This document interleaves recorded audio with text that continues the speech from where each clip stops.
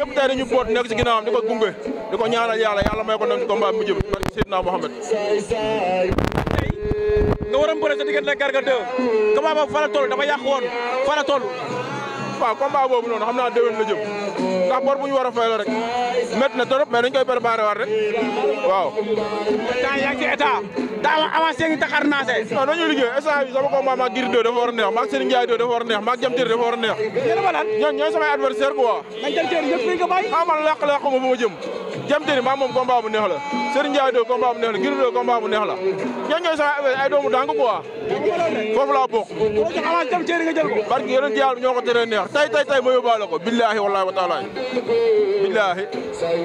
Ndiaga luy secret bi gis nañ Ndiaga buñ gisoon ko bu bëre Dour Sané ak Ndiaga bi dafa am soppite dafa am si lépp da ngaa wàññi si poids si lépp lan la. waaw blessure rek blessure daa métti boo jugee si blessure boo ñëwaatee da ngay jël poids force loolu moo tax mais man su ma toogee liggéey 1 mois 2 mois xooluma benn mbër barke leeru alxuraan billahi wallahi wa taala. mais noo gisee seen frère Papa Boy Djiné bëre diggante moog Tapha Gueye 2 jóge si defet.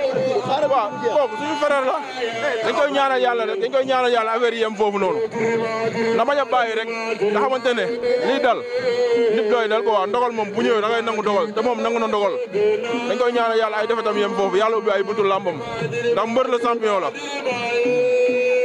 noo gisee guy gi korok sotem diggante moog Ada Fass noo gisee état de forme bu Sénégal yëpp di coow.